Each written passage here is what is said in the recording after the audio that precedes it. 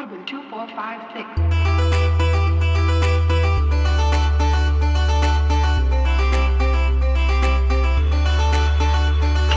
6. State of the Save makes its dramatic return as we are back with part 1 of our Perfect Dark kind of playthrough and discussion. I'm Eric, as always. With me is Michael. Welcome, everybody. Hi. It's gonna be Yes. yeah, it's gonna be a fun episode, Michael. It's a Wednesday night recording. Who knows what might happen? Yeah, everyone knows Wednesdays are the craziest day of the week. Apparently, as decided just now.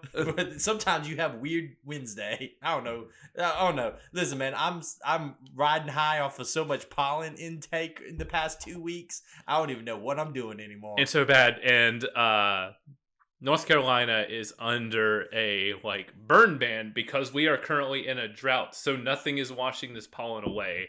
It is miserable. Everything is green. Just when you get rid of it, it just comes right back. I have been hauling some stuff in the back of a pickup truck today in black bags, and by the time I got to my location, all the black bags were green bags, and as I threw them on the dock, it just puffs up in massive puffs of smoke. It was miserable. Not a fan. But you know what's better than going outside in the pollen, Michael?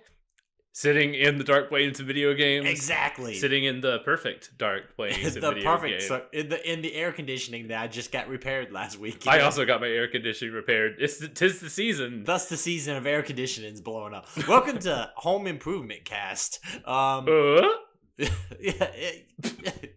wait, is Tim Allen culturally is he a thing people know anymore? Like, people know about Tim Allen's role in Home Improvement? I don't know. I think we should stick. If you're listening to this podcast, you probably know Home Improvement. We should stick to video games. As someone who looks at the analytics, if you're listening to this podcast, yes, you know what Home Improvement is. We know you're old guys like us. Ain't nobody under the age of 25 listening to this podcast. No, State of the Save is here with Perfect Dark. Let's talk about some video games. Michael, before we jump into our game of the week here, let's talk about some stuff going on in video game world. What have you been doing in video game world? So in video game world, I sort of got back into a game series in the form of The Witcher 3. Didn't you do you're doing Blood and Wine? I am doing Blood and Wine. So with the rumors and everything of the new Witcher expansion coming out this year, the heavy rumors about that leading up to The Witcher 4, I was like, now's the time to go back to Blood and Wine. I looked it up.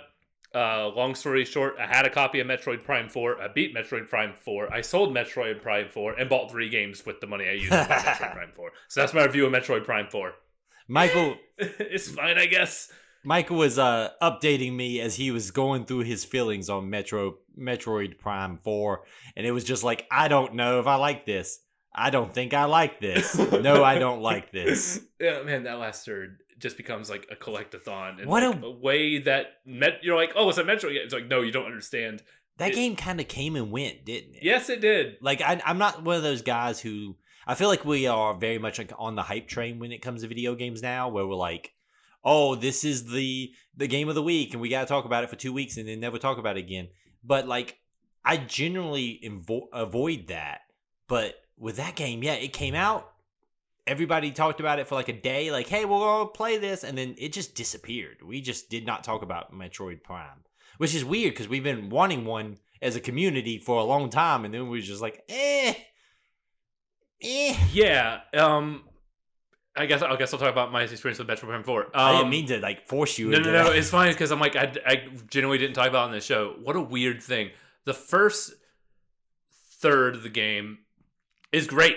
You're like, you lean into I guess this is a more action heavy Metroid. It's more Halo-y. The alien environments are like super cool. The opening mission is very like action heavy. Like, you're going in while a battle is going on. It's Samus is just wrecking stuff. You see the main villain. It's great. Then you're transported to an alien world. I'm like, this is really cool. You get a motorcycle, which is rad because you can hit you can double tap the turbo to do an Akira slide and just knock out a wave of enemies in front of you. Then the exploration stuff sets in, And so the second third is a little more tepid. You're like, okay, we're settling into like an okay groove. You can kind of see where like the rough development kind of hit its head. So you get these. The desert connects you to like these biomes: your ice biome, your fire biome, your electric biomes, your forest biome, stuff like that. So what you're doing is you're going and collecting a key to bring back to quirky Miles McKenzie back in the forest zone and everything. You know, a nerdy character is a nerd archetype when he puts his space helmet on and his space helmet has glasses. So that's what the characterization we're doing. I did see some footage of him, and I was like, boy, I hope that this is something that doesn't stick around all the game. And then I found out he sticks around most of that game. I was on the Miles McKenzie defense wagon for the first little bit, going, okay, he's not so bad. Like, of course, he's chiming in on your radio every now and then. Then you get to the last third of this game. So I'll touch on that in a second. But the second third, continuing, what I love about Metroid is like, okay, cool, I'm going to go to these biomes, and they're going to be like little cool, like, dungeons, like labyrinths, kind of like wrapping in on themselves, like with a hub area, you know. It's not that. It's a linear path, like straight through, and then you run back. Each of these or like a path straight down some elevators, and then you come right back up. It's very, very linear. And I know that like Metroid had some linear games in the past, like Metroid Fusions and everything, but at least it did ways to try to hide its linearity. I feel like if you have a genre named after you, the Metroidvania, and then you don't try to make one of those with the next Metroid, you've kind of blown the point. I mean, yeah, this is not a Metroidvania. Yeah, I'm just saying this is not a Metroidvania. But I'm saying they didn't even. It doesn't seem like they even tried. So it's like they tried to do something different. This felt like a situation where they had, because the development was Bandai Namco was working on this, then they handed it to Nintendo. Did not like what they saw, so they handed it to Retro Studios. And you're like, okay, Retro Studios is going to work on it from the ground up. After playing it, I don't think that's what happened here. Retro Studios is like, okay, we got to find a way to make this a finished shippable product. Okay, what do we do? How about we make the tech really, really freaking good? You want to play this at 120 frames a second on a handheld? You can do that. The environment's so beautiful. The music, really great. Everything looks freaking good. The facial animations on this Nintendo game look like incredible. They went all in on the tech side because they're like, we just need to make this game have like a really, really good like first impression, because kind of this, you could not fix this game without undermining everything about the structure of this thing. It is all broken. I wonder what the percentage of completion this game was at when they received it, because it sounds to me like they probably got it pretty late. They had it in development. They got it 2 years into development, and then it took them 4 or 5 years after that. So I don't know. It just feels weird because, like I said, I have not played it, but from everything you told me and everything you're telling me now, it just feels like if you're going to make a Metroid game, I don't think linear environments, like straight path gameplay, is not what I think about when I think about Metroid. I don't even think about like big battles and things like that. I think about like exploring a place and getting upgrades that allow me to go new places, and like finding doors and being like, I can't get in that door because I need an ice beam, and then finding an ice beam and then coming back and shooting it with an ice beam. And it just feels like if you didn't try any of that and you just made what sounds like a kind of a straightforward FPS, what's the purpose of making a Metroid? Exactly. And it's like an okay one of those. Like, the shooting and, like, the gameplay and everything feels good. Again, that first third, when you're, like, engaging with the controls, it controls like a dream. It feels so good. But, yeah, the level design is why I come to Metroids. And this was just, like, the most, like, milquetoast design ever. I could handle that. I was like, okay, my enjoyment level is like a 7 throughout this entire thing. All right, I can live with that. This is a cool game to, like, lay in bed and play some Metroid, turn my brain off and play some Metroid, which is not what you want to do while playing Metroid. Yeah. Then the last third steps in. Samus, you need to collect green crystals. throughout the entire desert region. I spent 2 hours of my life combing the desert for these green crystals. Just driving around in like a big old circle around this whole desert. And that's when I was like, I am turning against this. That is such an old game mechanic. Like, that's a Nintendo 64, PlayStation 1 era game mechanic of like, we need to make this game longer so you can't beat it in a weekend by renting it at Blockbuster. So in this part, you have to walk around and collect 101 superstars. You need to that's a you need to PlayStation go and step in the freezer to cool down this card key, stuff like that. But even then, at least that was cool. Like yes, that is a backtrack heavy part of like Metal Gear Solid, but at least that's got like a mechanic to it. Like, I'm talking like the straight up like collect the stars stuff. You can't open this door yet because you don't have enough like power gems. And like to have that here, and this came out last year, right? So 2025. Yes. In 2025 to be like collect green gems to complete the game. That sounds like we ran out of ideas. We have no ideas. Why don't you go collect? It's such a non-Nintendo, like, usually Nintendo's better than that. And I know it wasn't a Nintendo in-house production. But it was retro, and, like, I guess they did what they could to salvage the years of development that went into it. But, man, it's disappointing to play a Metroid game that's like a 6. I mean, oh god. I mean, I guess it's not the first time, because remember Ninja Theory made theirs. That was the baby. You know what? It's the baby. This game made me want to play that and go, what if that one's better? I mean, maybe it is. Maybe it is. I don't know. Ninja Theory generally makes good, fun, playing feeling video games. Like, yes. they feel good. So maybe they would have done a better job. Like, is the story bad in that game? And is the character annoying? Yes. But I have that game somewhere. I mean, you're not probably collecting 100 green gems. You're probably not collecting green gems. You're probably running around doing cool Samus stuff. If the story has a skip button, maybe we'll be onto something. Well, I could just skip all that bad stuff and get right to the cool Metroid stuff. Anytime a game makes me collect things to progress, I generally I'm out. Nope. Like, I don't care about Remember when Psychonauts entered like halfway through the game, collect this stuff so you can continue the game for like an hour? I remember that. And I'm on record saying that was bad. That was terrible. That was terrible. I hate busy work. And I know video games are, at the end of the day, not actually like completing real tasks. But if I'm in a game and I feel like I'm doing busy work, what am I doing here? Like, especially in this day and age where like I could be playing a game in which it's like every in a post Resident Evil, if I'm playing Resident Evil 9 this year and everything is progressing the story and I'm building upgrades and I'm finding new little paths and this, that, and the other, why would I go collect 100 gems? Like, it's such an old game design style, and if it's in a game that came out in 2025, you better have a good reason for it. And the fact that they don't, that instantly just made me mad for you. I would have that you stuck with it is impressive. Because I'm like, well, I'm just going to see it through. I'm like, what's the damage here? About 15-hour game total. Like, I'm going to see this through. Because again, for most of it, I'm like, I'm enjoying it. This is a solid game. I don't think then there's a realization, like, unlike most Metro games, I'm never going to play this again. So I'm like, Nintendo games can't retain their value. I'll sell it. I bought The Witcher 3. I bought Demon Souls. And I bought Pathologic 2 for the same price as I sold Metroid Prime 4. So I came out ahead. I mean, I think you have some better games.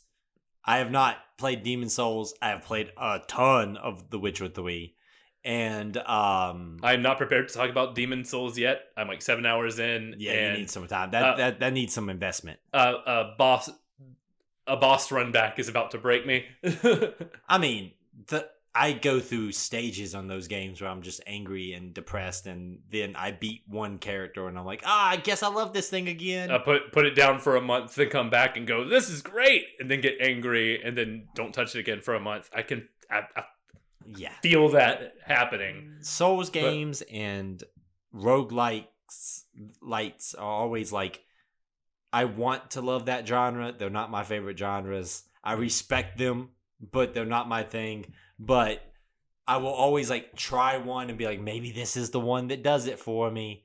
And then generally it does not. But yeah. I respect those genres of games. And as I'm sitting with this pile of new games that I have, this is great. I get a message from my wife. She's at her like small business, and sometimes she puts on like instrumental music to get it like in a focus and like a groove in, and she likes some like really like cute video game music and everything. I get a message that says, "Can we get this video game?" And I went, "Yeah, apparently it's on sale." She's like, "Well, it's meant to be." What is the game? Hello Kitty Island Adventure. Okay. Fuck it. We'll talk about Hello Kitty Island Adventure on this here video game. What are we? Is this the Butters skit? What you been playing, Butters? I've been playing Hello Kitty Island Adventure, which wasn't a real game when that episode came out. Well, and now it's a real video game. Life imitates art. This is an Animal Crossing like. Is this the Hello Kitty Animal Crossing? Yes, but like with 10% more bonkers thrown in. Okay. You start the game like in most Animal Crossings. You start the game like on like a plane or like a boat or like a bus, and you're traveling to your destination. Your main character, you're designing your character. You do that in this game. You make a cute little animal friend, and then you talk to everybody on the plane. All of Hello Kitty's friends, which occupy like one personality type. I really like a cat who's dressed like Indiana Jones who likes to explore stuff. Choco Cat. I like Choco Cat. I'm vibing with Choco Cat. But anyway, Hello Kitty starts baking stuff on the plane, and the things start shooting out cakes because she put too much cake mix in the thing, so it starts shooting out cake. So then you have to abandon the plane mid-air, and they're like, okay, we need to do an evacuation. Where you're putting on parachutes. It turned into like a battle royale. You take the parachutes down, and then you're on Battle Royale Island when you fight Hello Kitty. It does like the Tears of the Kingdom thing where you're falling from like the sky as the opening credits happen as you fly to the island. I'm like, what is this thing? What the fuck has happened to this podcast and this video game? Yeah, so I don't know what is happening. Yeah, so yeah. Oh my god. Okay. So my wife was like, I want to play this game. I was like, okay, we can play this game. We're having a great time. It was basically amounts to her commenting on things as I play the game for us. She's like, what's that? Can we go there? Can we go there? I'm like, yeah, we can go there. What the fuck is happening? Granted, this woman has beat Gears of War on Insanity multiple times. She's in her beaten 1 through 3 on Insanity. I don't know what's happening anymore. It's a fun time. Listen, this is a weird episode. Yeah, dear listener, I understand. I too don't know what's going on. I don't know. I was going to talk about The Witcher. I was like, well, I'll talk about. Let's talk about The Witcher 2, Witcher 3. How are you liking Blood and Wine? Because I like Blood and Wine. I finished it a few years ago because I held off on it for a while. I love it. I did one main quest, and then I'm just doing a bunch of side quests. Because the side quests are so freaking good. Like the tournament side quests. Oh, yeah. That. Yeah. I know, talking vaguely here, but... No, I mean, yeah. I think the game's past the expiration point where you can talk about spoilers. Mm-hmm. But, like, So, The Witcher 3 had the Hearts of Stone DLC. Which was amazing, but it was very much like it felt like a DLC quest line. Like it was long, it was like a few hours, but it felt like, it was still in the same map and such. When you did Blood and Wine, it felt like an old school like expansion because like you're in a completely different region. You're fighting mostly new enemies that are completely different from what you've been dealing with. You have the world just looks vastly different. And, like, dude, The Witcher 3 is such an amazing video game. It's so great stepping back into that world. I held off so long on playing that because it was like, I know it was over when I played it. Mm-hmm.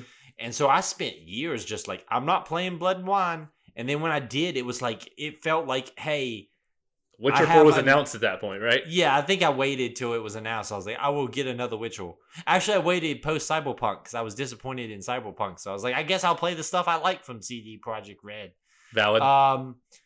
But Yeah. dude, that thing's so good. It's such a it makes a great first impression too. Though it's like the big boss fight at the beginning and stuff. It's so good. Yeah, it's fantastic. I'll touch on that more as I dig deep. It did make me want to go and finish The Witcher 1 because I was like, wait a minute, there's cloud saves on Steam. Apparently it doesn't work with The Witcher, even though it says cloud save sync. So I'm like, okay. So what I did is I went online, I found a checkpoint for the boss fight I was stuck on, and downloaded some guy's save file. And then I was an hour away from finishing that thing. If I was good at the boss fight and could beat the boss fight and had leveled up correctly, I could have beat that thing in an hour. So I technically beat The Witcher 1? I would say yes. The Witcher 1 is a very old school RPG where like it's very unforgiving. Like that game is not the same thing as The Witcher 3. Like I love The Witcher 3. I think it's amazing. But like The Witcher 1 is a very Eastern European Eurojank game. And then the fact that you ended up with The Witcher 3 is fascinating that we went from there to there. I know The Witcher 2 is a pretty good game, and it's a good stepping stone. I loved The Witcher 2 when I played it. I was like, man, this is an RPG. I never finished that. I got very deep into it, but then I hit like a game-ending glitch at one point, and I just was so depressed by it, I never went back. I need to one day go back. Maybe for this show, we'll do The Witcher 2. But the 10-parter of Witcher. A 10-parter or something. But no, I think that it's fascinating to go from where they went with The Witcher 1 to The Witcher 3. The Witcher 3 is amazing. I kind of am sitting here thinking like maybe I should re-download that and go back and play some side quests because I did the bulk of the side quest content for the everything up to Hearts of Stone, and I think I do have some side quest stuff still in the Blood and Wine stuff. I could maybe go back and do like some side missions and work on the house. I would hold off until like Summer Games Fest and then see if they announce the next like DLC expansion. Wouldn't it? It's if I would love for that to come out this year. Getting more Witcher 3 this year would make me so happy. Oh my god, it'd be amazing. It'd just be like, hey, everybody go bust out your copies that you got for $10 on an Xbox sale recently or whatever. There's only been like 5 games better than The Witcher 3 since The Witcher 3 release, so here's more Witcher 3. Yeah. I mean, I think, listen, I still have my beef with Cyberpunk. I tried so hard. I liked it fine. I tried so hard. In the end, it didn't matter. I hear Phantom Liberty fixes the issues that I had with Cyberpunk. My main problem with Cyberpunk, from a story perspective, is that you have all these interesting threads. You have like 4 or 5 interesting threads. Then you get to where it ends, and it's pick one. And as a result, the other ones don't get resolved. They're just like left hanging. And I'm like, I don't like that. I don't like feeling like like most of the story is kind of just like dangling there at the end. And I just pick like one path to like see through. I think the tragic side of that game to me, and I was so excited for it. God damn it, I was so excited for it. And then I was like, oh, it came out and it was real janky and it was busted. And that's why I don't like it. Is I honestly do not believe that I care about the world that they created in like, and I know they're running off the source material, so the source material stuff. I just don't think I like the setting of that game, which is weird because I love that setting and so many things. One of my favorite movies of all time is Blade Runner. Like I love the cyberpunk setting, but some reason that game just did not connect with me at all. And even when I've gone back to it now that it's like significantly in better technical shape and all that stuff, I just don't think I like it. And that sucks. But sometimes you just have to be like, hey, I don't think this is connecting to me. And I think that's the foundational problem with it is like, I just don't think it connects with me. And it's so weird. I don't know why, because like I would connect, like if you described it to me in a vacuum, I would be like, I would be so down for that. And it just doesn't work for me. So like, I kind of given up on it, but listen, I've latched onto like certain parts of it, not like the thing as a whole, because it is like the world feels like an amalgamation of all different types of like that pre-dystopia sci-fi all thrown together. Like, it is like very Blade Runner. It is like 1984 Netrunner, all that stuff like thrown in a blender together. And I liked on this stuff. I liked like the whole net running aspect and like the hacking aspect was the stuff I found like the most interesting of that world. Like the cyber crime, like there are drugs that like are electronic, man. Like that's not the stuff I like vibe with when it comes to like this setting. That's the stuff that puts me off of it. I don't care about like I'm hacking into people's heads. That's the stuff I don't care about. And like it's just something about it just does not click. And I had to come to that realization slowly because I was so excited about it coming off The Witcher 3. And then like I was like, this is a setting I genuinely usually like, and it just didn't connect. And sometimes that happens, and that's okay.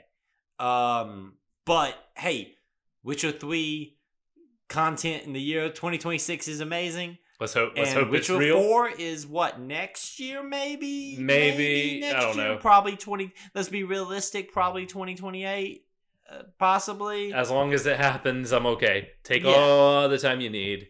I don't, at this point, delays don't bother me. I just want you to make good games. I can wait. Anything else you've been doing? I ate up a whole ton of time. I apologize. No, it's okay. This is a weird episode. Who the fuck knows what we're doing? I've been playing a lot of different things. I have been touching a lot of different games. I have not had many games actually connect with me. And that's okay because it's been used. I have been playing through Resident Evil Remake. I am almost done with that, with the Jill campaign in that. And then I've just been touching a bunch of other games. I have a lot of games I'm very excited for. I do want to touch on Metro 2032 is what it is now. Is that 2032 or 2039?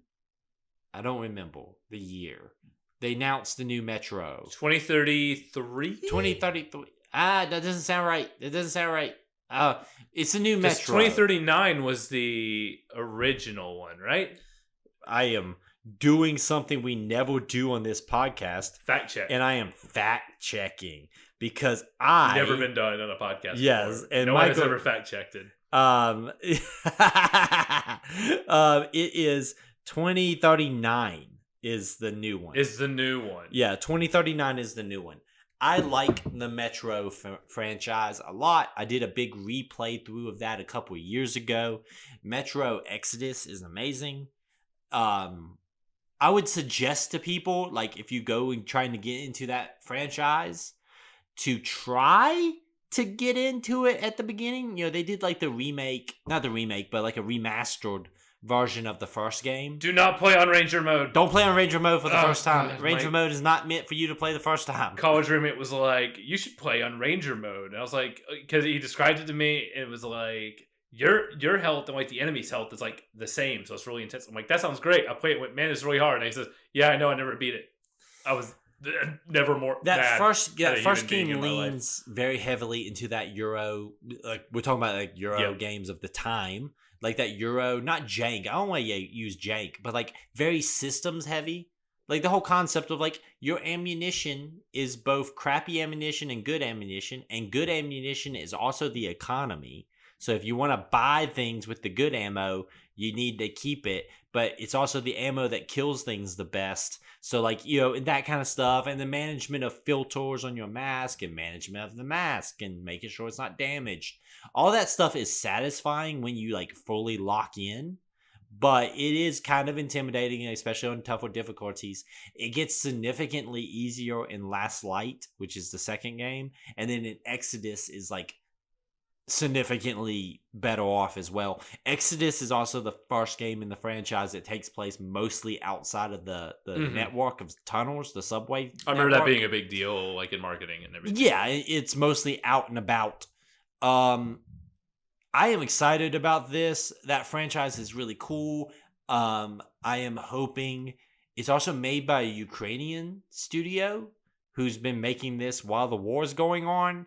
And I'm fascinated to see how that influences this game. It's similar to the Stalker 2 situation. Yeah. Which was also made by your Ukrainian studio that was producing the game during the war. when you have a group of people who are having this traumatic thing happen to them around them, it's going to influence their art.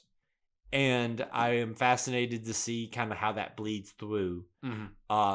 Metro is a cool franchise. It's something that, like, I got into the first one when it first came out, and despite the jank, was really, really just into it. And like, I think that game could potentially be something really amazing. I'm hoping it's good. It looks like we're back in the tunnels. It looks like we have a new protagonist as well. Okay. So we're back. It looks like the antagonist in this one might be a character from the first game, is what it looks like. Okay. So it's like going back to like the year indicates like this is going to be like a spiritual, like. My favorite thing is what I call the Twiddle gamers. The people who just look for things to get mad are already like, oh, they made it political because there seems to be a fascist group in the trailer. That game, the first game, has the entire like major portion of that thing where half the metro is been divided into a war between fascists and communists. And like that's in the first game from the very get-go. Literally, yes. They're in all of them. And yet for some reason they're like, oh, they made it political. I'm like, motherfucker. My brother, it has always been political. That game is, I'm really hoping that's good. Also, today was the I guess the release date of the closed beta of the Expanse beta. I need to delve into that. We were talking about this before, and let's talk about this, and then we can jump into our game topic for the week. There was 2 Mass Effect adjacent RPGs coming out next year. Early next year. So around the same time these are supposedly happening. There is the Expanse and then Exodus. Both of them have people who worked on the Mass Effect franchise working on them. Exodus has Owlcat Studios, which is producers of some pretty good CRPGs recently. They produced Rogue Trader. I've heard nothing but good things about Rogue Trader. Dude, I played some of it. I'm a 40K guy. I like 40K a lot. That thing's good. It's good. I want to get back into it, play some more. They've done like several expansions. Like they really supported it post launch.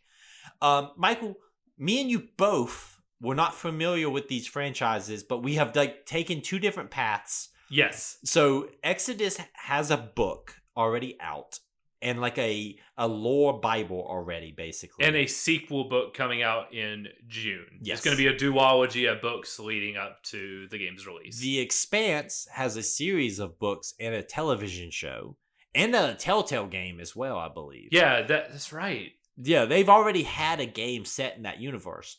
I have no experience with the Expanse. You had no experience, obviously, with Exodus. You decided to pick up the book for Exodus. I have picked up the books for the Expanse. Michael, how do you feel about the Exodus universe? This world building for Exodus is like the most like I've been into a sci-fi universe like since Mass Effect. That's pretty good. I love this universe already. The interconnected like systems of it all, how time dilation plays into it. So the idea is, what if Mass Effect Andromeda but good? What if Mass Effect Andromeda but good? Okay, so humans ruin the Earth, so they flee to the asteroids, kind of like what they more or less do, I guess, in the Expanse. There's like the Belters and everything. Yeah, I'll talk about that. You know, the Expanse is similar to that, where it's there is Earth and Mars, and then there is the Belters who are farther out, and they all feel differently about each other now. So humans build arc ships going in like branching different ways across the galaxy, and like, hey, when someone finds a star system we can settle in, we're going to ping a signal to the other starships so they can come this way. So they find the Centauri cluster of planets, a star system with like hundreds of habitable worlds, and they send the green signal to the other ships. The humans who get there first kind of do a civil war amongst themselves for like the different planets and the different resources. They enhance themselves to jumpstart their evolutionary process ahead of time, and they evolve into a group called the Celestials. And the Celestials are all different based on what planets they have migrated to. So when the green signal reaches the other arc ships and they start coming in, it's like in like Mass Effect where you discover all the alien species, but the alien species in this universe were originally human. And so when the humans come, they see them as like primitive. And this was like, granted, now 40,000 years in the future is where like this is set. Humans have been around for like the past 10 or 15,000 or so, and they have settled them on the planets they have destroyed in the wars. We have mined these all for resources. You guys can head here and figure it out. They like some of like the higher class people and gave them like imbued them with like technology and everything. So they're like the second class citizens of this universe. They built a star system called not Heaven's Fence, that's Coheed and Cambria, but the Gates of Heaven, which is like the mass relay network from Mass Effect to connect these planets. And to like terraform the galaxy as they see fit, they built something called the Archimedes machine that hasn't been used for 20,000 years, where they can move planets to exactly where they want them and can jumpstart the explosions of stars into supernovas, so they can turn them into like, they can just blow up stars and they can blow up like gas giants in order to like make clouds of resources, like the helium sea. Helium is what powers all the starships.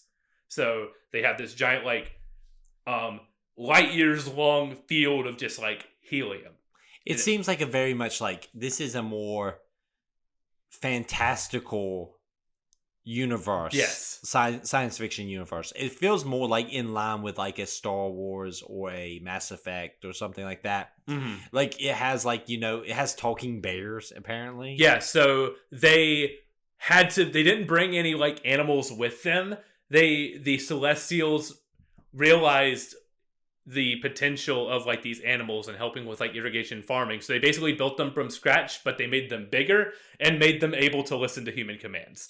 I feel like there's just so the reason why we're talking about this is because both of these games take two very dramatically different universes. Exodus is more my type of stuff. Yeah, Exodus is very Mass Effect, very like Star Wars, very like big high sci-fi fantasy. Sci-fi fantasy. Grandiose political backdrops with humanity like being like the scrappy underdog. Yeah, it's a sci-fi fantasy game. Yeah. While the Expanse is very much like it kind of, the universe seems a lot more hard sci-fi. Like it takes into consideration very heavily into like time, differences between space is huge and it takes a long time to get places. And those, taking into consideration that people who live in low gravity situations have had modifications to their body, not in like some dramatic fantastical way, but more like, hey, they're long and slender because they don't have the gravity pushing down on them. It's a more like grounded political kind of universe. And both of these games coming out at the same time is very interesting because they hold both very similar placement and they seem to be like going for the same kind of vibe. I am fascinated to see what will come of this kind of fight. It feels like a fight, but it shouldn't be. But like the fan bases are like, we get two of these, which is exactly what I want. I want both of these to be good. I want them both to be amazing. But if just one of them is amazing, I can live with that and be okay with that. The Expanse stuff that I've seen today, I've watched a bunch of gameplay footage and stuff like that. It's a very small look into the game. It does not seem like it's a significantly deep beta. You get some combat, you get some dialogue trees. Yeah, but they're also like, I don't think they want to go to, it's not like the when Baldur's Gate 3 did its beta and it was like a significant chunk of the game that you could play. Their early access was all of Act 1. Yeah, and it's which not is like that. 30 hours if you're doing it it's right. not that here. But from what I can see, I think combat looks really good. Owlcat does have a good track record with character writing. Some people have been like, hey, these seem like kind of like they fall into stereotypes and things like that. But like when you have such a small like glimpse into it, I don't want to judge that yet because like characters develop over time, especially in RPGs. And if I don't have time for them to develop, I'm not really getting a good vibe on them. gameplay footage looks really good, man. It looks pretty. It looks good. I'm excited for it. Like I said, it feels like the combat is like somewhere between like a post Mass Effect 3 kind of continuation into the combat. It looks really good. Mm-hmm. It's a lot more grounded combat. Obviously, you don't have a ton of like magic powers and things like that. But I'm into it. I got so far into the Expanse that, like I said, I started reading the first book. Maybe by the time the game comes out next year, I'll be like a Expanse fanboy. But yeah, I should so mention far, that the first Exodus book is 900 pages long. First book for the Expanse is 20 hours on the Audible. So that's a pretty decent. That's a decent chunk of change. I'm an audiobook guy now, man. I got old. But I can't really do audiobooks for sci-fi, especially if like all the words are made up, because can't decide. My brain can't discern fast enough. Should I know what this word means and understand? Is this real science or is this made up science? Yes, and then at that point, I'm like 20 seconds have already passed, and I've missed like critical plot point information.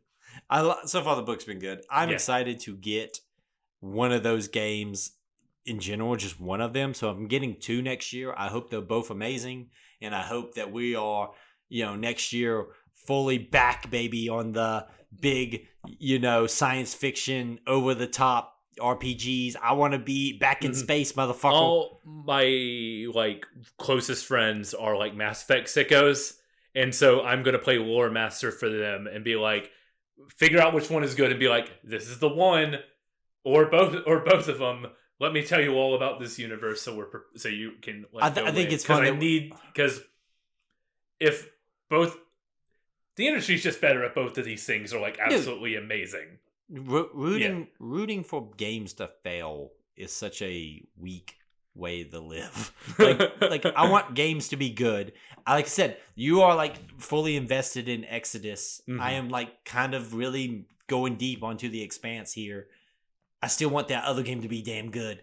I watched the first 2 episodes. We'll be fully into this. I watched the first 2 episodes of the Expanse twice now. I know I would love it if I delve into it. The second episode is really cool. I don't want to spoil anything just in case you're. Yeah, I probably will watch the show as well. I'm gonna read the books and watch the show. But just like a really cool, like my type of sci-fi, which like we're stuck on this ship that is losing like power. How do we get out of this crazy situation? We don't have biotics and stuff like that. We have a radiation leak on the ship. What can we do? Basically, And I'm very excited about these coming out. I think it's gonna be great. Hey, man, it looks like video games are good this year and next year and maybe going forward. Positivity and such is coming down the pipeline. The game industry, they just released like a report today, is a lot healthier than it was like last year. People are buying game consoles. Part of that's because they're afraid of price hikes on these game consoles. But games that are coming out for this, apparently Crimson Desert was pushing PS5s and Pocopia was pushing Switch 2s. Hell yeah! So Game Pass got a price drop this week, back down to $22 right now. Hopefully everything is like being like leveled off. Things are like cooling off from like all the like price increases and everything. Maybe because prices have gotten so high, maybe that means Black Friday sales will be back this year. Well, and also like, we'll talk about this real quick before we go right into our game. But listen, prices are getting out of control on computer components because of AI, because dumb people keep making AI shit. I stand by that. But there's a lot of big games coming out that I think are hyping people enough. They're like, hey, I want to play this. I'm going to buy it day one. There's big stuff coming out, man. And it's making people excited about video games. And that's the important thing. Things are scratching itches. And we like to see that. Well, and also you're seeing it's varying different kinds of games. Like Resident Evil 9 came out and then Crimson Desert came out. Like these are 2 vastly different games, but they both had that like big release feel. A brand new IP with Pragmata sold 1 million copies in 2 days. I'm getting that tonight when I get paid because that game looks great. I am so excited to be Robot Dad or be dad to the robot kid and go around hacking robots and shooting them in the face. I decided, I was like, $40. When that game hits $40, it's mine. I am Capcom's on a roll, and I think I want to kind of keep supporting them on that. Yeah. And that game's already sold like a multi-million sales already. Like Capcom is just rolling. I'll talk about it more next time. Everyone should seek out Kunitsugami Path of the Gods. Kunitsugami Path of the Gods is a really good, like, chill, like, PS2 style Capcom game that came out a couple years ago and is on Switch too, and it's the perfect game to play in bed. That's all I'll say on that game. I'll talk more about it next time because we got other stuff to talk about. We got to talk about Perfect Dark. We got to talk about Perfect Dark. We need to timestamp this thing. 45 minutes. We can't be doing Wednesday shows. we just rambling. Watch this be the show that people like. They're like, I like when Eric and Michael ramble. I hate when they're on topic. Tell me more about the Celestials. Michael. Yes. We're playing Perfect Dark from the Nintendo 64. Came out right before the big console first-person shooter craze really hit its peak. Mm-hmm. But post Goldeneye, which is like I think the first like major FPS on a console. It's a weird time for this game. The year 2000, a very late entry in the Nintendo 64, even though Rare would have like 5 more games in the Nintendo 64 that come out after this. I'm like, it's their swan song. I was like, no, because after this was also, I think, was Donkey Kong 64 after this or around that time? Conker's Bad Fur Day. They still had more on their plate going. Dude, Rare was pumping out games for the Nintendo 64. Yeah, I would assume Donkey Kong 64 was before this. Well, yeah, because the expansion pack. Yeah. Oh, dude, wild. Rare was doing some stuff on the Nintendo 64, and they were pushing this thing to its limits, doing some high quality stuff too. Mm-hmm. Michael, I am a FPS guy. I love me a first person shooter. This is such a weird game because I had not played it before. I had played Goldeneye. And I played Goldeneye all the way through last year. Yeah, I played it when the remaster or re-release came out. I played all the way through it then. Did I play it all the way through? I probably played most of it. I don't know if I finished it. You probably did an escort mission and bounced off. Yeah, the escort mission sucked, but I digress.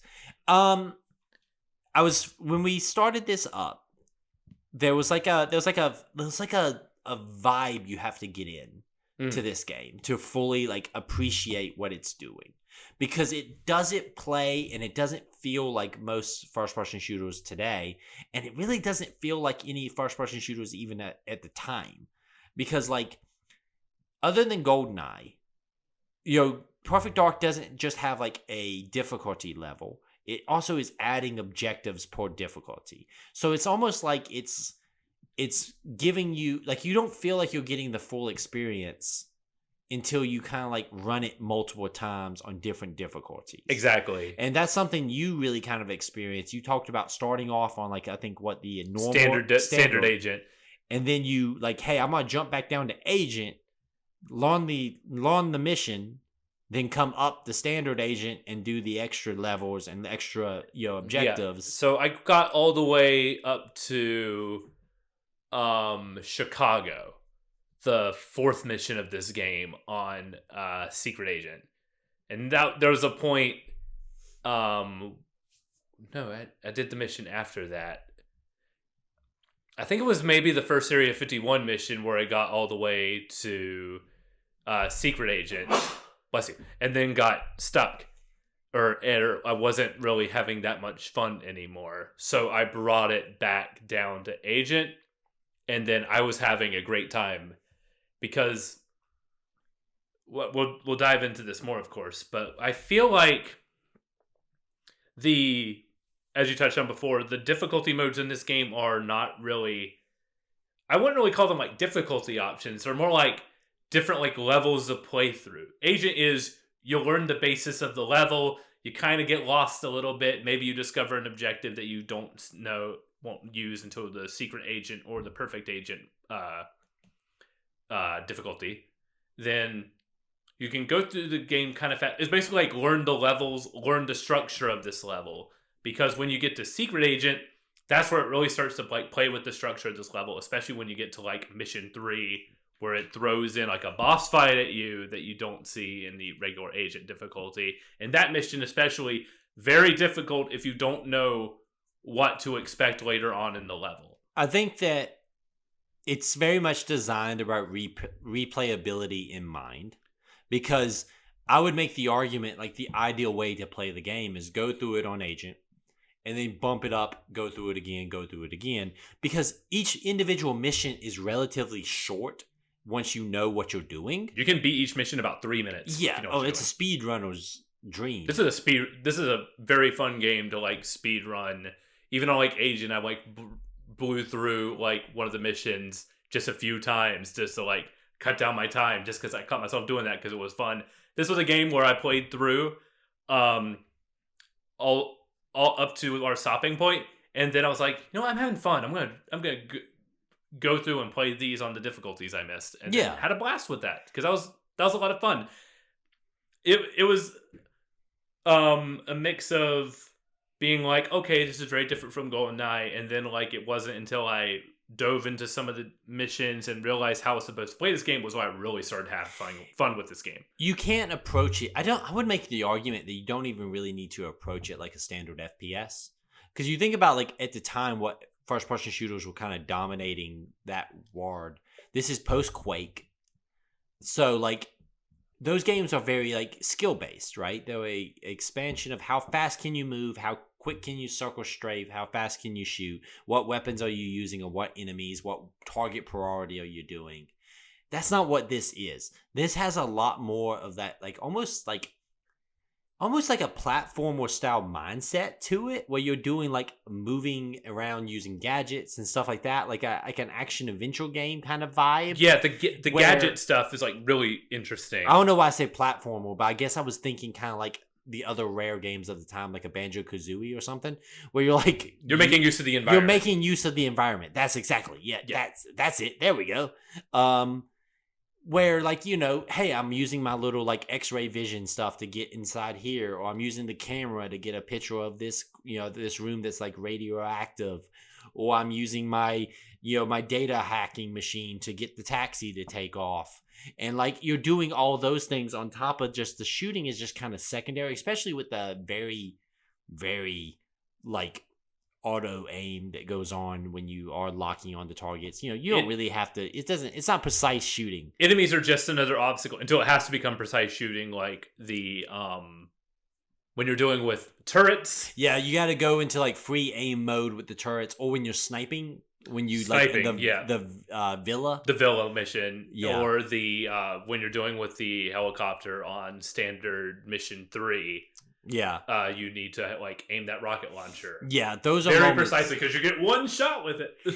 Yeah, even with the turrets, because they can delete you pretty quickly, especially because they a lot of times are teamed up with a group of enemies as well. You kind of need to get that shot off fast to destroy that turret, so you don't get, because those things are like the primary threat to me. I'm more scared of a turret way more than a dude. Absolutely. A dude's nothing. And because these missions are so short, they can throw like absolute like bullcrap at you. They can throw basically like beginner's traps. Yeah, like you're gonna get cornered in this room by like 15 different enemies. The mission in Area 51 that you're moving the explosives to the wall, like multiple times when I was doing that, I got jumped by a guy from an angle I didn't see, and I blew it up before I could shoot him. That's what that cart is. Yeah, the cart. Oh, you know what I did? What? I realized I had I tried punching the wall and that didn't do anything. Then I realized like one of the guns has a self-destruct ability on it that I threw on there. Just throw the self. I threw the self-destructing gun and it blew up the wall. And when I blew up the wall, the two guys were dead on the other side. So I took their upgraded assault rifle and then run through the scientist base. Okay, so you're supposed to push the cart all the way through there. Oh, okay. Put the cart beside it, back up, shoot the cart. It blows up the hole in the wall. The guy tells you this. Oh, well, I must have not been paying attention. Oh, you're not paying attention to this wonderful story? The Shakespearean story in Perfect Dark. Listen, Goldeneye had a story because they were not ripping off, but they had a movie to go by. I don't care about the story in this game. It's just an excuse for Joanna to go cool places and do cool things. It's like they had a bunch of ideas that did not go together and found a way to like make them fit. It's like Uncharted 3.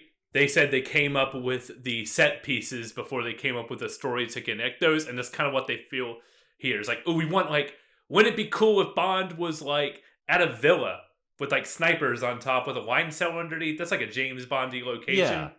And you know what happens in the immediate level after that? You go to Area 51. We have a noir section in Chicago where you're like sneaking through like rain-soaked streets. That's where the Blade Runner influence from this game really it feels shines very through. it feels very Blade Runner. Doing it's like in a trench coat and you're going around like sneaking guys. You got like a silencer pistol dropping guys, and you're dealing with distractions and such. It feels very cyberpunk.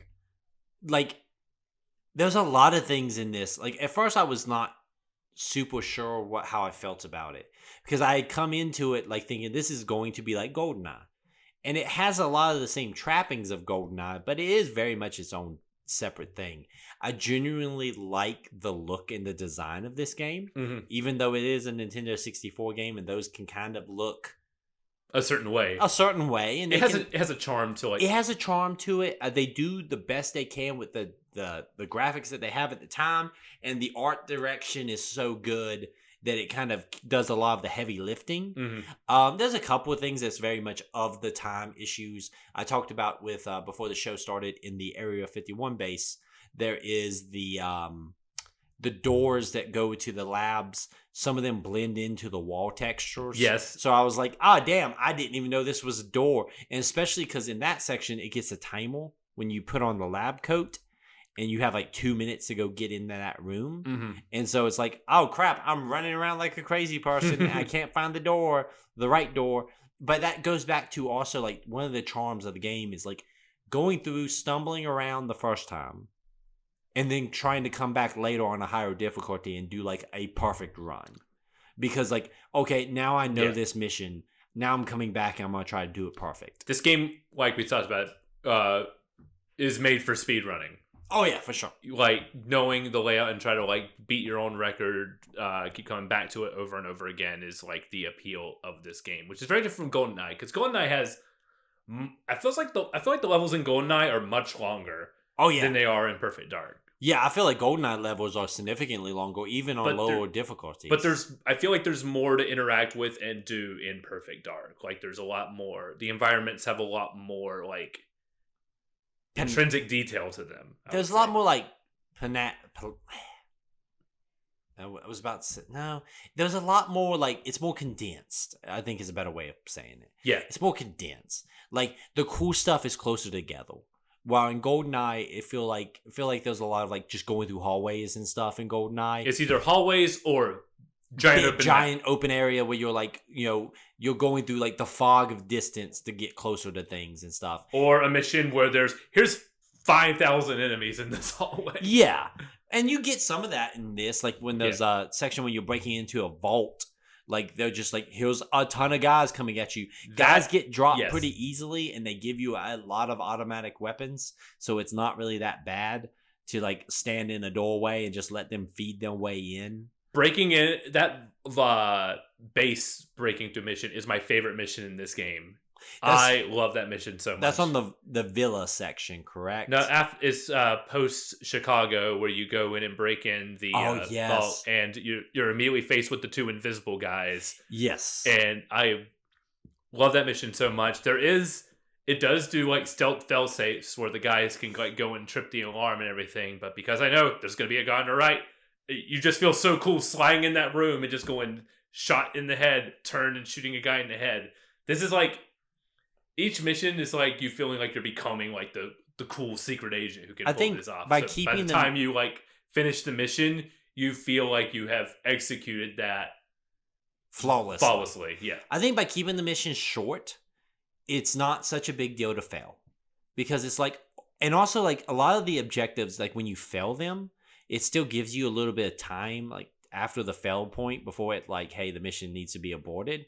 So you can almost like, hey, oh crap, I blew it here. But if I go down this hallway and take a right, I I can get into this room. That's probably where I needed to be. And it's like, failure doesn't really penalize you that much because the missions are so short. And to be honest with you, I would rather do it like perfect than stumble through them, because it's more fun when you come back through after you've got everything figured out and you're just like, yeah, you're super spy over there, round in the corner, throw the grenade here to blow up the turret, around this corner and hit this guy with the silencer pistol. Your first playthrough of a mission is going to be the least fun, but yeah, once you know everything, like just run the clock back, doing it again and again, figuring it out is like where it gets really fun. And there's some really like unique, let's go through this by kind of section, because there was like 3 sections that we played here. I think 3 technical missions, or 4 technical missions. Yeah, because it was the high rise, the villa, Chicago and the break-in, and then Area 51. The high rise section is probably the weakest. It is the most the introduction section to the game. I think it's a relatively weak introduction. It's a bad introduction because I think, one, it's the least interesting environment because it's just office building. The door situation is a problem because like a lot of doors blend into walls and stuff like that, and like not knowing how to get the elevator to go down instead of up. Like it has a cool first impression. You're on the helipad. You're going in. You're shooting the couple guys, being like really stealthy, sneaking through. When you're on standard mode, you see like the radar dish. You're like hooking something up to it immediately. Then like going down like the sort of like the industrial stair ramp going down. That stuff feels cool. It's then when they're trying to like interact with the environment the first time and figure out what things do is when I think it really slows you down a lot. Well, I think also it has a lot of like rooms look the same. Mm-hmm. So if you do get turned around, it's office building. Yeah, it's easy to be like, crap, where was I in relationship to the elevator now? And it just, it's not a great first impression. I think that some of it is like, hey, we want to try to get you into the vibe of how this game fits, very like straightforward hallways and stuff like that, so you cannot be overwhelmed by enemies and such. But it is kind of a really lackluster first impression. It gets a little bit better when you get down into the basement, into like the base side of things, because there's some cool stuff down there with like getting gadgets like the night vision goggles and like getting past the laser grids and such like that by using like the little robots on the floor and stuff.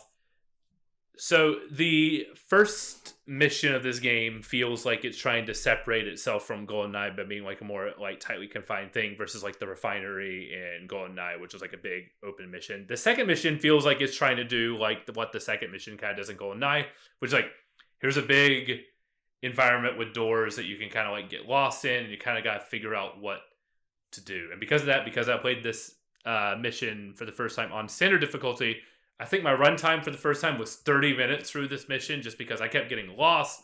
I wasn't sure how to get the scientists necessarily at first to stop the experiments. I was trying to figure out like there's a whole process for shutting down and turning on like the guard robots and everything to get it to do that thing, whereas on Agent it's just there knocking out.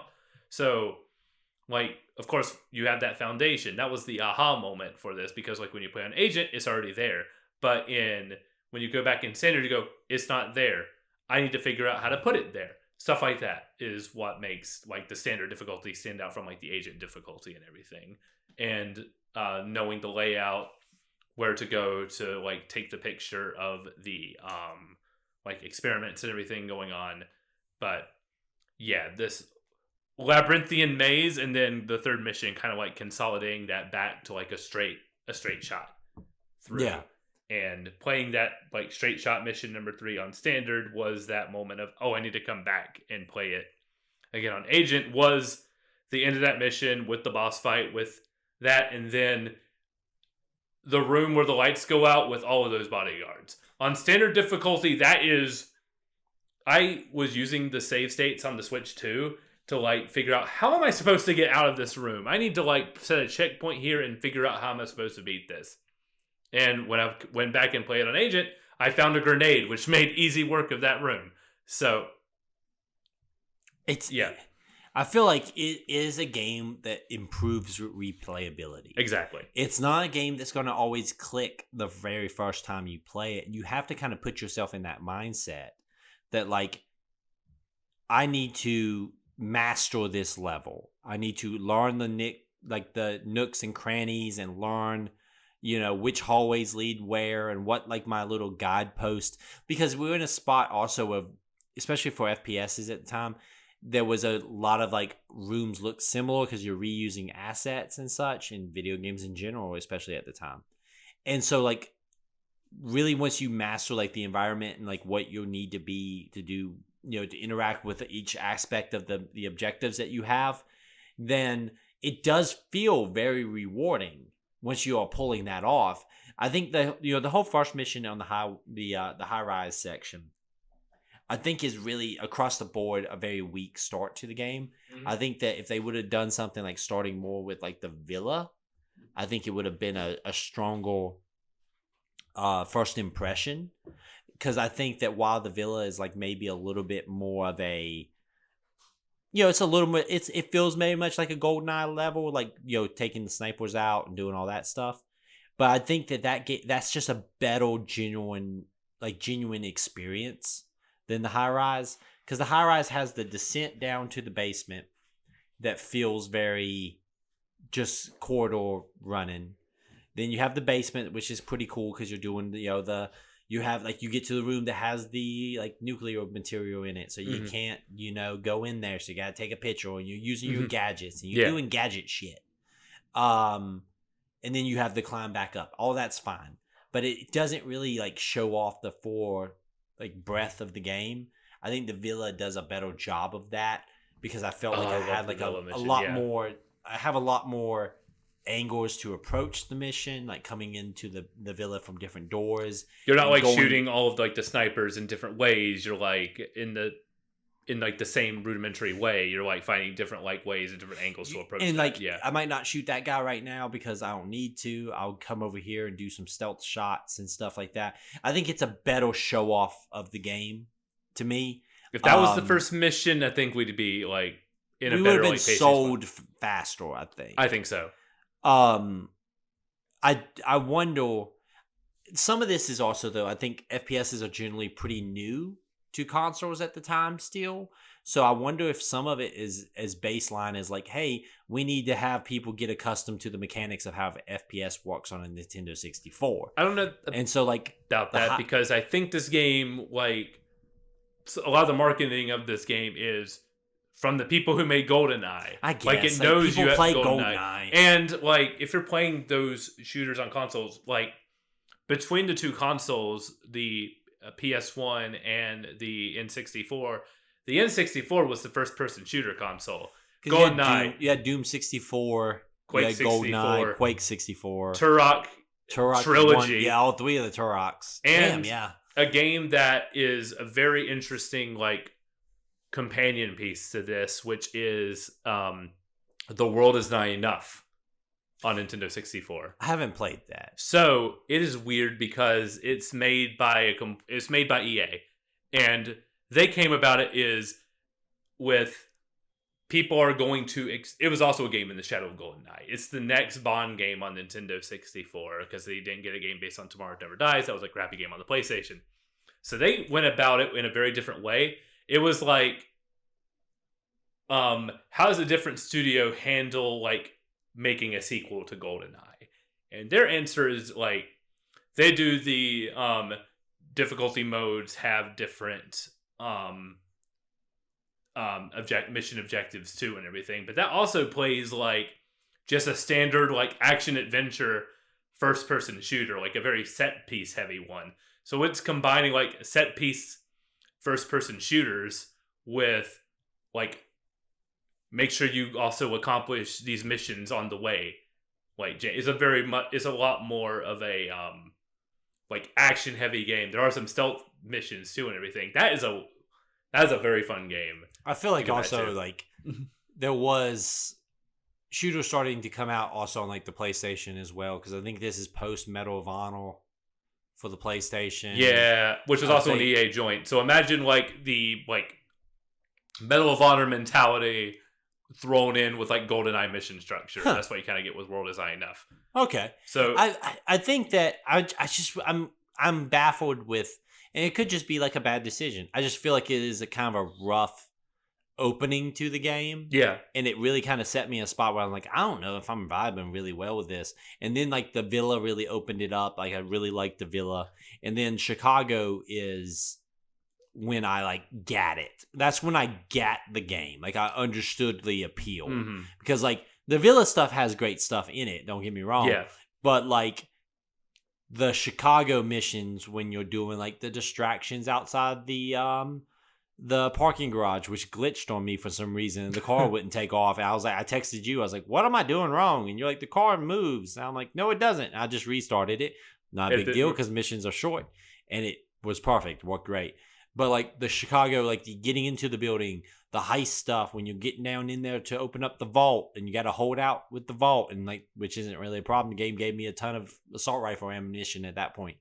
Like the invisible enemies and stuff, and like you're navigating the laser grids in the ceiling to try to be able to pass over on the duck walk and stuff. Mm-hmm. That's when I really was like, oh, I think I get why Perfect Dark is good. Like I get, like I'm okay, I understand it. It took me to there to really like fully commit to it. I feel like the first mission was chosen not necessarily because of a story standpoint, but because of like a technical showpiece. Like here's all like this like lighting, here's how like look how incredible this looks on Nintendo 64. We squeeze every bit of like juice out of the system to make this game There's work. A lot of like stuff like with like the glass mechanics, like shooting through glass and then shattering. And you having like looking out over the city from the high rise, I imagine would have been a really nice tech showcase. You're probably right. It's probably more of a technical showcase at the beginning than it really is a gameplay one. Yeah. Which is always a hard thing to take into consideration when you're talking about games,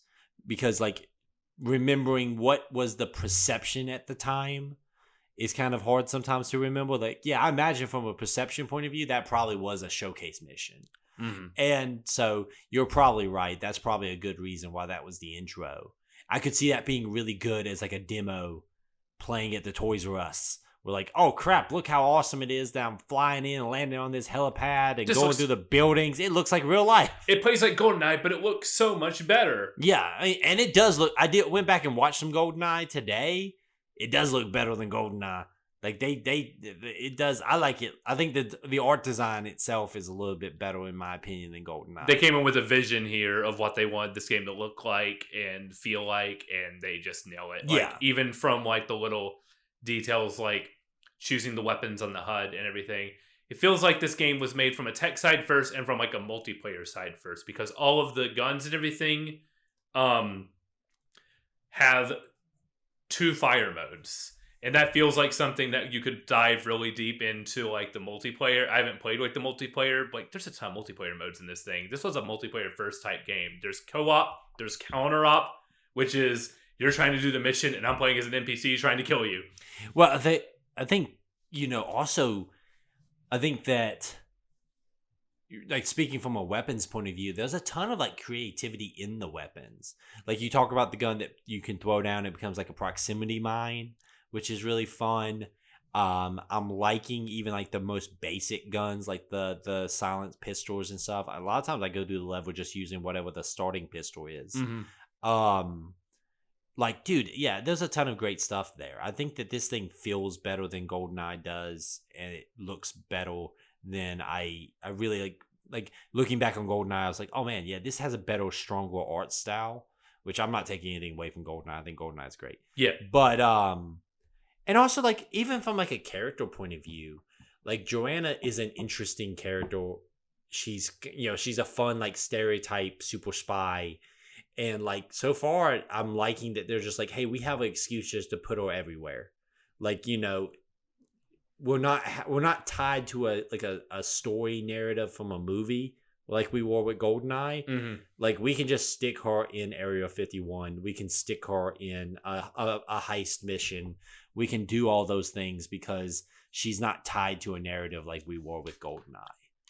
Now, the story doesn't, like, I would say, instill any inspiration behind it, but I'm not talking from a story point of view. Yeah, I know, but, like, What did you think of like the hard shift from like cyberpunk sci-fi into like goofy alien sci-fi that we get at the end of this thing with the I prefer it. with the introduction of Elvis? You prefer the like goofy alien sci-fi? Yes. So when the alien got up and started talking, it's like, my name's Elvis. You're like, I like this. I was like, cool, right on. Like, that's really fascinating to me because I thought you would be the other way. No, the way I'm looking at this game is I like that each section feels very distinct. Like, I have not played the next section, but I can tell you right now, I did load it up just like it continued into it. Like, it's like a snowy, like, you know, in the Alps kind of looking environment. Like, I like that it's just like, hey, we'll globe trotting here. We're going different places, and we're gonna see weird stuff.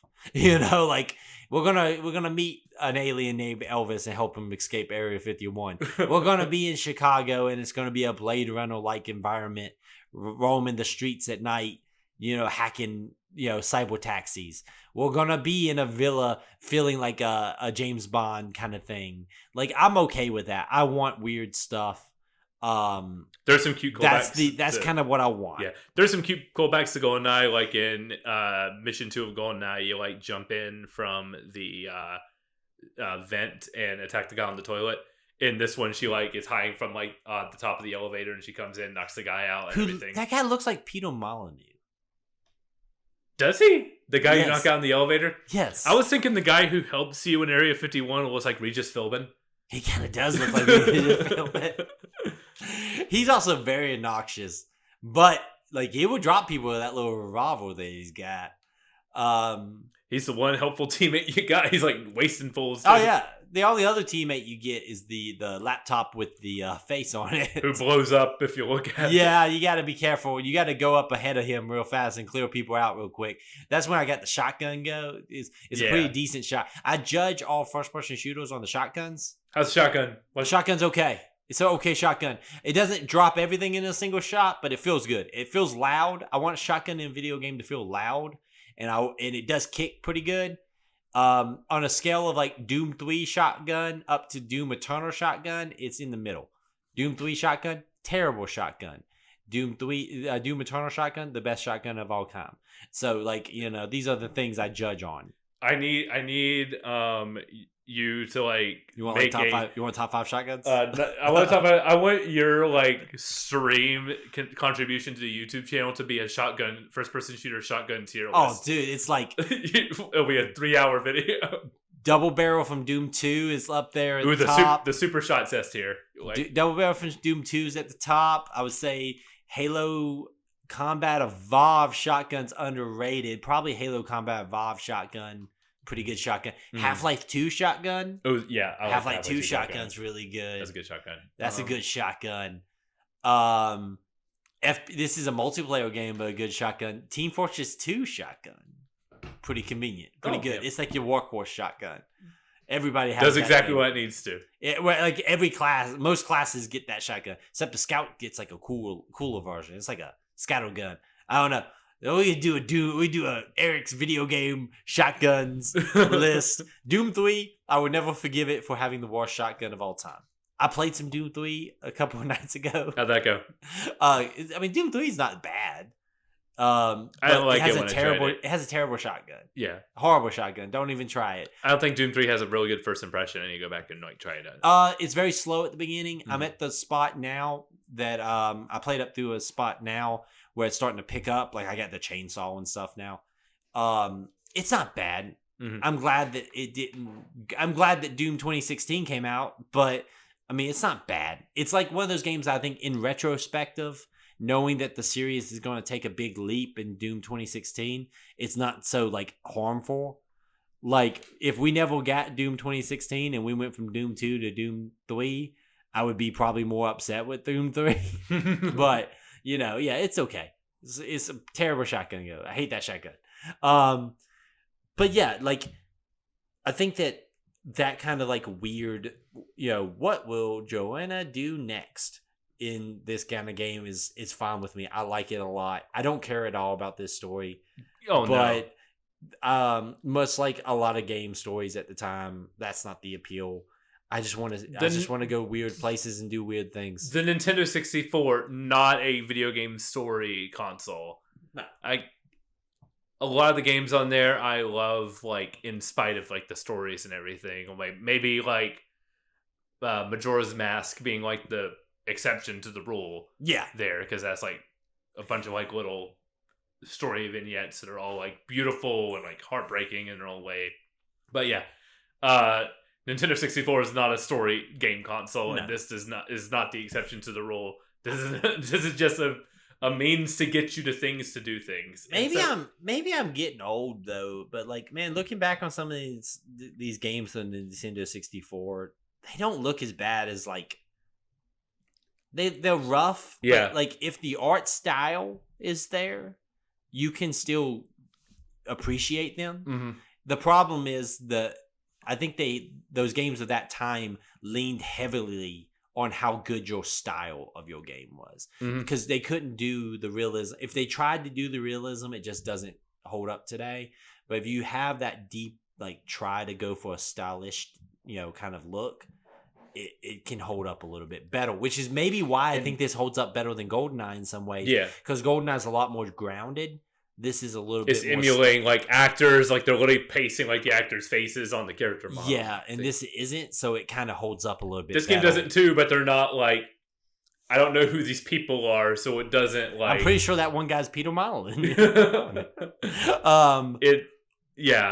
Rare is, like, the kings when it comes to art style on the Nintendo 64. All of their games are, like, extremely striking, like Jet Force Gemini and Conker's Bad Fur Day, Blast Corps, Donkey Kong 64, like, put Donkey Kong in 3D, and, like, a lot of the stuff we reference from Donkey Kong is because of, like, I know Rare went from making, like, Donkey Kong Country to, like, Donkey Kong 64 and everything, but, like, they defined the way Donkey Kong looked for so long that when Nintendo, like, shifted him back in, like, recent years to, like, how he looked in, like, the arcade days, there was a lot of pushback going, like, no, that's not how Donkey Kong looks.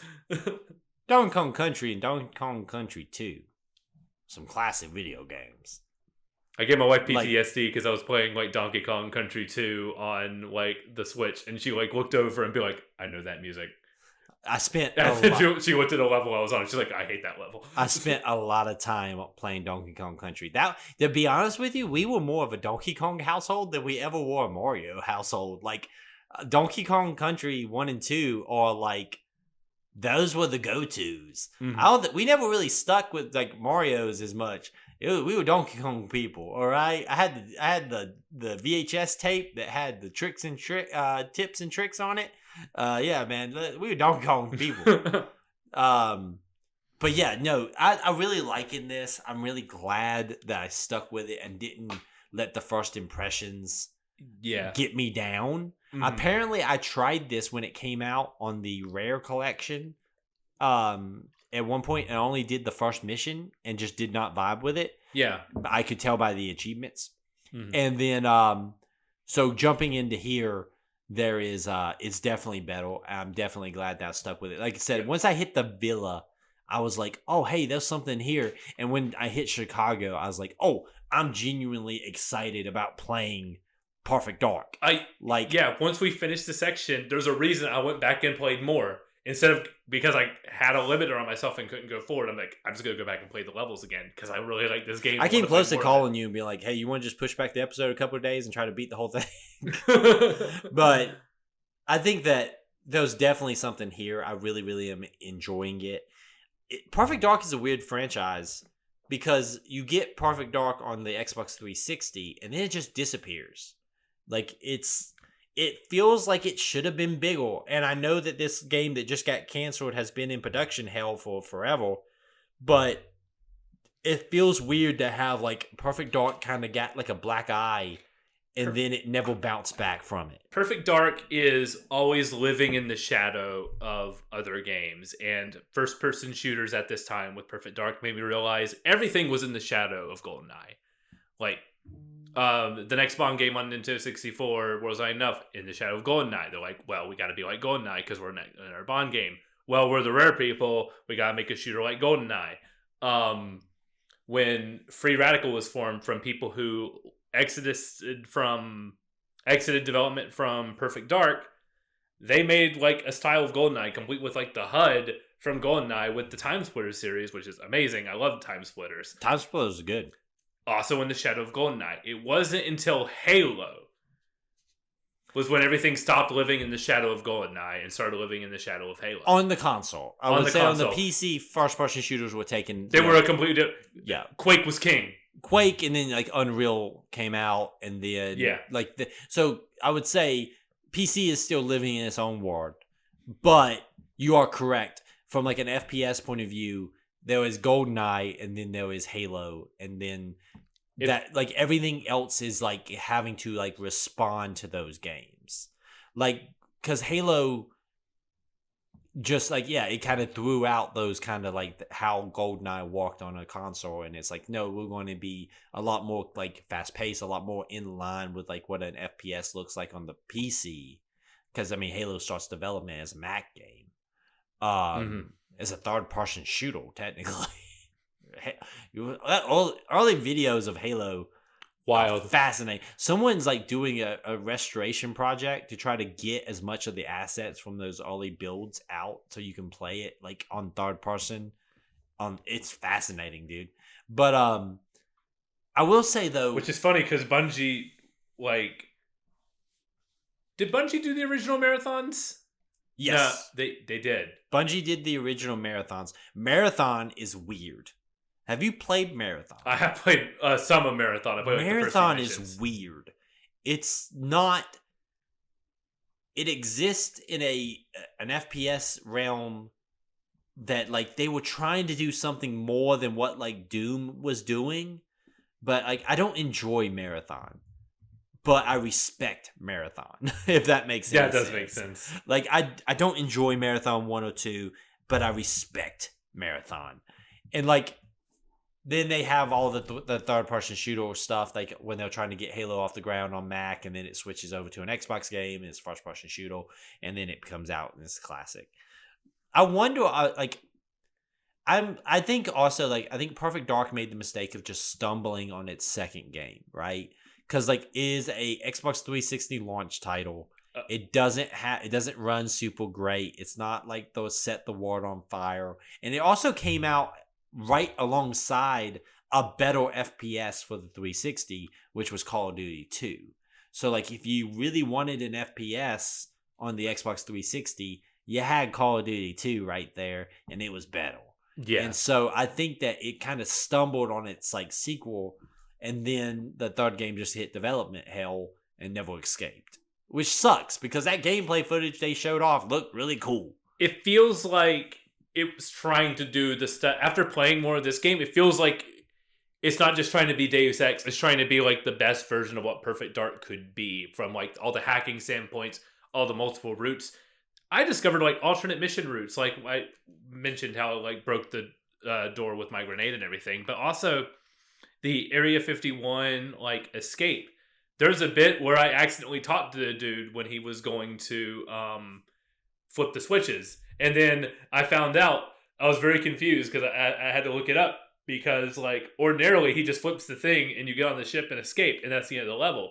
But because of that, he got on the ship, I had to flip the switches, and then I had to get on the bike and escape through the base that way. It kind of hints at it a little bit because he's like, oh, it only seats one person. But there's the bike over here, and it kind of gives you a little hint that you can do some alternate stuff. Yeah. I think it's whoever gets to the staircase first. Yeah, because I followed him and got there first, and then that was when the switch happened. It's like, well, I'll get on there if you handle this. And so, stuff like that, it makes me wonder what I missed because it's not directly spelled out that there's alternate paths here. I'm excited to see, like, the rest of the game and seeing, like, if they're more explicit with that like alternate path stuff, because I want to know I have no idea where this game goes from here. This was as far as I knew about Perfect Dark. Everything else is like elusive to me. I'm very like excited. I said, I'm very excited to finish it up. We'll finish it up for the next show. Do you want to try like a mission or two in co-op? It is on the 360. I have the 360 version. We just can to do see. that. Let's try to fiddle with some co-op. Maybe even try Counter-op. to do some like counter-op or something just to see what it feels like. It could be really cool. I don't know. I like the idea that is a major factor in it. I feel like we kind of need to fully get the grasp of the game because like you can't play GoldenEye just single player and fully get why it was such a big deal. You kind of have to play GoldenEye multiplayer to get the grasp on like this is the reason why this is such a big deal. And the Perfect Dark multiplayer, this game seems like built for the multiplayer with like, as I mentioned before, like the crazy weapons and like the alternate fire modes and everything, and like the like crazy amount of grenades and stuff in this thing too. What a weird thing that could have happened if first-person shooters stayed on this kind of progression path instead of having Halo show up and like take it on a completely different direction. I think something else would have came. I think probably and then, like shifted the paradigm in a like different direction. Let's not be 100% like taking into consideration there was other FPSs that were going in other directions. Like I said, Medal of Honor had already come out. Yeah, and Medal of Honor plays very differently than this. Especially that first Medal of Honor. That first Medal of Honor was weird. It was like a stealth mission which you gotta walk around and show your papers. There was an Alien game that had like modern first-person shooters controls, and everyone was like, "I hate how this plays. No game should play like this." Then Halo showed up and like, hey, and then Call of Duty is like hit left trigger to aim down sights, and everyone's like, "That's how we do it for forever." Yeah. I will say though, I as an FPS guy, like. Every once in a while, like I'm like, maybe we should try to work on the control schemes of first-person shooters, and then I play one that doesn't have like the basic of like hit left trigger to aim down sights. I'm like, motherfucker, what's wrong with you? Left trigger, or if you're like a different type of first-person shooter, R3. R3, yeah, maybe depending for like a slower pace, like RPG shooter. Yeah, slower like, pace. Like Deus Ex Human Revolution. Yeah, something like that where you're not like it's not speed based. Or like Mass Effect or something. Like the first Mass Effect in particular, I think was was that a trigger? That wasn't a trigger pull. That was trigger pull. No, it was trigger pull, and then you had to hit something else to go down and to go to the full sights. Yeah, full sights you hit. That's also third person, so that's that's different. What are we doing, man? What the hell has happened on this show? Stay the same on TikTok, on YouTube, especially with the YouTube Shorts. Stay the same at gmail.com. You shoot us emails. We'll be talking about the remainder of Perfect Dark on the next episode. We'll be announcing our next game, and we'll be talking about all sorts of other shenanigans. Y'all either love this episode or hate it. We had a fun time. That's all that matters. I'm not here for your enjoyment. I'm here for mine. Y'all stay safe out there.